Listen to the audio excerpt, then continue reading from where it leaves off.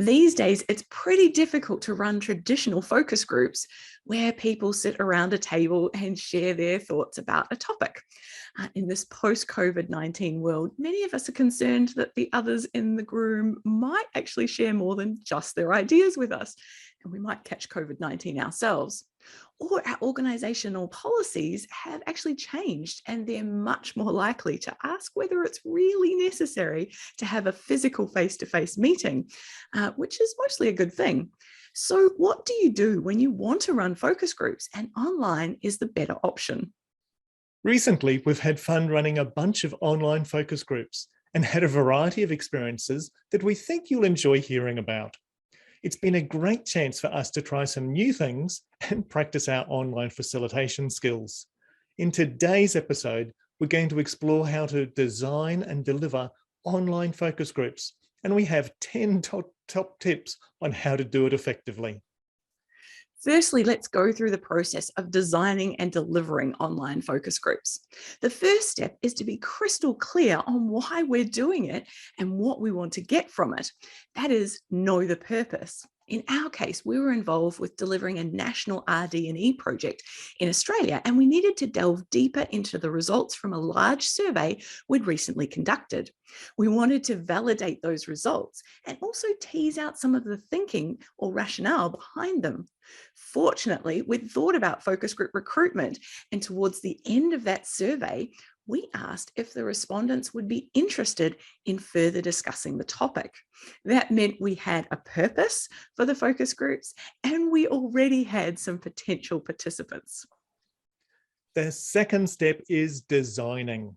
This is key for any effective activity, and we've referred to this as an important principle on a number of occasions.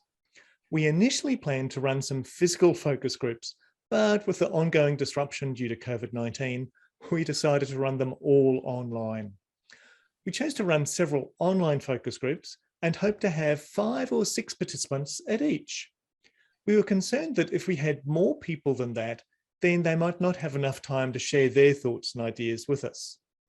We've previously talked about how the ideal number of people for a breakout room is actually 4, and our rule of thumb is to have between 5 and 10 people. We had 5 key questions to ask, and while we might have been able to do that in an hour, we decided to go for 90 minutes. Doing a bit of maths showed us that in an hour, each person would only have 2.4 minutes per question, whereas with 90 minutes, they would have 3.6 minutes. Plus, we thought it better to invite people for 90 minutes and allow them to leave early if necessary, rather than invite them for just an hour and then have to ask them to stay late. We've never heard anyone complain about a short meeting yet. Sometimes it's tricky to get the right number of people in each group beforehand without 101 emails or phone calls. To get around this, we created a simple survey with just 3 questions: the person's contact details, the industry in which they primarily work, and a multiple choice question asking which one of the dates and times best suited them. As each of the time options filled, it was removed from the list. It's a shame that SurveyMonkey can't automate that, so we just kept an eye on the results and manually removed each option once we had enough people.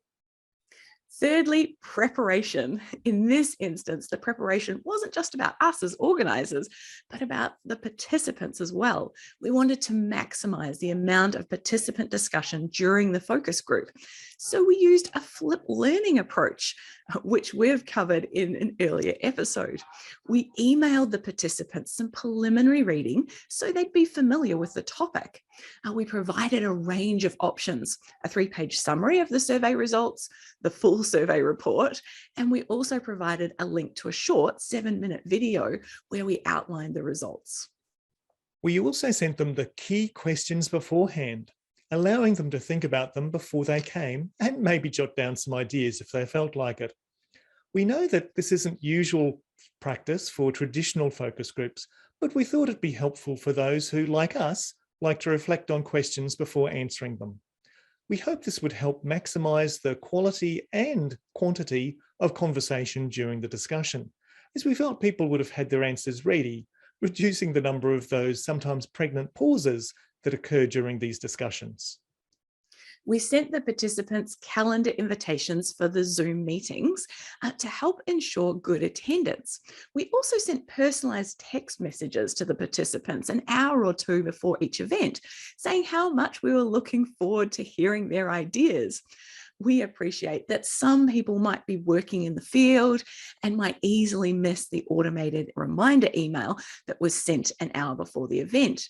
A text message still gets our attention, especially if it's personalized. Here's an example of what we said. Thanks, Joe, for agreeing to attend today's online focus group. I'm really looking forward to hearing your ideas soon. Cheers, John.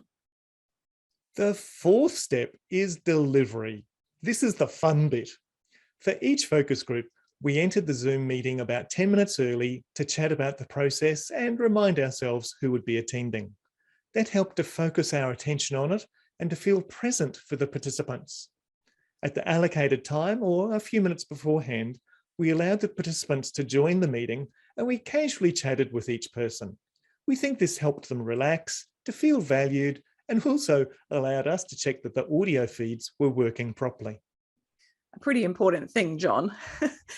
We then moved into the formal part of the focus group and said something like the following. Welcome along. It's great to have you participating in today's focus group. We've allowed 90 minutes, so you should each get a good opportunity to share your thoughts and ideas with us. Please keep your webcams on and mute yourself when you're not speaking. One of us will be facilitating the session today, while the other takes notes and asks the occasional question. We'll send you a draft of the overall focus group report, and it won't attribute any names to the comments. So please speak freely with us today and share your real thoughts and ideas. And boy, Denise, didn't some of them share their actual thoughts and ideas? I thought it was really good. We then gave a bit of a prelude to each question and then clearly stated the question we wanted them to answer. Instead of sitting back and awkwardly waiting for someone to respond, we directed the question to particular participants. To ensure the same person didn't always go first or last, we mixed up the order in which we invited the participants to respond. This also helped keep it a fairly natural, free-flowing discussion. After each couple of questions, the facilitator checked with the note taker to see if they had any questions or comments. This allowed them to check if their notes were correct and to ask interesting follow-up questions. Towards the end of the session, we asked if they had any final thoughts or extra material they hadn't yet been able to add.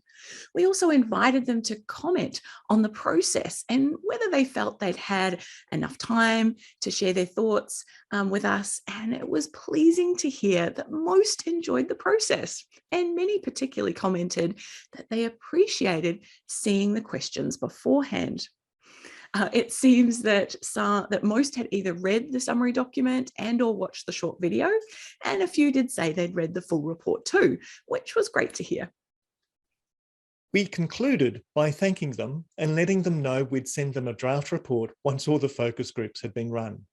We're pleased to say that all the sessions finished either on time or slightly early. While initially we were thinking we could do it in 60 minutes, we're really glad we went for the 90 minutes, as it allowed much more relaxed conversations. Lastly, we did some follow-up. We sent emails after each session thanking them for their time and valuable contributions. We also included a link to some supplementary material we thought they might find interesting. And we reminded them that we'd send them the draft report to review. The focus groups were a lot of fun to deliver, Denise, and we learned a few things along the way. So here are our top 10 tips from our experience. Firstly, don't be afraid of running your focus groups in an online environment. They can work really well, and with good facilitation can produce results equal to the traditional physical ones. And remember, we're still seeing the faces of the participants, so technically it is still a face-to-face event. As ours was a national project, Zoom was a really easy way to get people involved, especially as no one needed to travel or find overnight accommodation. And think of all the carbon emissions that we saved. Definitely, John. Keeping the sessions to 90 minutes was a realistic time commitment to ask of the participants. Any less, and we would have been rushed. And any more, it might have been difficult to find enough people to commit to the extra time. So it is worthwhile taking the time to do some maths and make sure everyone will have enough time to talk. Using an online survey for people to indicate which dates and times would work for them saved us a heap of admin time. Otherwise, there would have been lots of phone calls or emails to sort it all out. We'll be using this approach again shortly based on our positive experience. You might ask why we aren't using a doodle poll, as that's often used in these situations. It's because in this future one, particularly, we need a suitable mix of people from different industries and also those who undertake different roles. With an online survey, you can easily add those as different questions and then download the results into an Excel spreadsheet and then slice and dice them to get the desired mix of attendees. Reminders are necessary. We thought that having the time as a calendar appointment would be sufficient, but we quickly learned that extra reminders were needed. Use email and text reminders so that there's no reason for a participant to forget about the focus group. Introductions are critical, not just the facilitators, but each participant, as this helps build an environment where participants feel comfortable sharing. In one of the groups we had, the participants ended up sharing their email addresses with each other in the chat box as they'd gotten interested in the work that the others were involved in, and they wanted to keep in touch. It was really cool to see, John. Having one person asking the questions and another person acting as scribe worked really well for us. While we could have recorded the Zoom sessions, we'd still need to type up the summaries. Of course, the more expensive Zoom plans do provide automatic transcription, but you then end up with a lot of words that you need to summarize anyway. And so for us, having a second person asking supplementary questions worked really well. It can be hard to keep track of who has already answered the question. So for each session, we used a table which listed the participants down the left-hand side and the question numbers across the top. Then, as each person responded, the facilitator simply placed a tick in the appropriate box. This was particularly helpful when we kept changing the order in which we asked people to respond. Following on from this, we need to allow time to check whether anyone has a response to anything that's been said by another participant. This is where having two people facilitating is really handy, as often the second person can see if someone has unmuted and wants to add something. In our case, we both kept an eye on whether participants were unmuting, putting their hand up, or indicating in some way that they wanted to speak. We got some real nuggets from these conversations, so it's worth making sure we have a bit of time to go off script. Take the time to get feedback on the process. As any good evaluator knows, when you have a captive audience, take the opportunity to get some monitoring and evaluation data. In this case, we were pleasantly surprised by the positive feedback that we didn't need to adjust anything. But if the first couple of groups had indicated we needed to change things, we had the opportunity to then do so.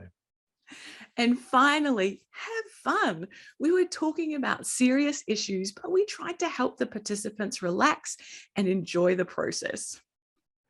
On reflection, we thought the online environment works just as well, if not better, than traditional in-person focus groups. We found that the amount of discussion and sharing of information was equivalent, and participants were easily able to chime in with extra comments. There was certainly good banter around some of the topics.